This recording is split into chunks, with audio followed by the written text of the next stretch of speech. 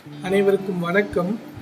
இன்று பன்னாட்டு பெண்கள் நாளை கொண்டாடி கொண்டிருக்கும் நாம் அனைவரும் நமது தாய், சகோதரிகள், தோழிகள், நம் மனதிற்கு பிடித்த அனைத்து பெண்களுக்கும் இந்த நாளின் வாழ்த்துக்களை தெரிவித்துக் கொண்டிருப்போம். இந்த நாளில் நான் உங்கள் அனைவரையும் ஒரு நிமிடம் சிந்திக்க விரும்புகிறேன். நம்மோடு இருக்கும் பெண்கள் எத்தனை வித துன்பங்களை அனுபவித்துக் கொண்டிருக்கிறார்கள் என்று கண்கூடாக பார்த்து கொண்டுதான் இருக்கிறோம். இன்றைய நாளில் எத்தனையோ பெண்கள் மனதிற்கு பிடித்து இந்த நாளை கொண்டாடி கொண்டிருப்பர், இன்னும் சிலர் வேதனையோடு கொண்டாடி கொண்டிருப்பர் என்பது நம்மில் அனைவருக்கும் தெரிந்த ஒன்றுதான். பிறந்த குழந்தையாகட்டும், முதிர்ந்த மூதாட்டியாகட்டும், யாராக இருந்தாலும் இன்றைய சூழலில் வலியையும் வேதனையையும் அனுபவித்துக் கொண்டுதான் இருக்கிறார்கள்.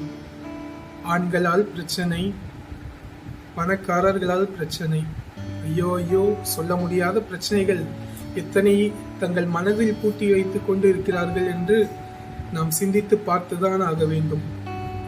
ஆண் என்ற கர்வத்தால் இன்று எத்தனையோ பெண்களின் இதயத்தை வாளால் குத்தி ஊடுருவி கொண்டுதான் இருக்கிறார்கள். சிந்தித்து பார்ப்போம் அவர்களின் வலியும் வேதனையும்.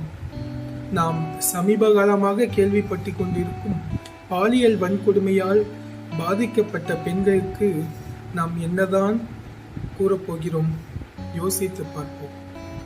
இந்த மாற்றம் என்று வரும், எப்பொழுது வரும் நம் தாய் திரு நாட்டில்? சற்று சிந்தித்து பார்ப்போம். பெண்களுக்கு எதிராக அளிக்கப்படும் அநீதிகளை கண்ணிருந்தும் காணாமல் கடந்து சென்றது போதும்.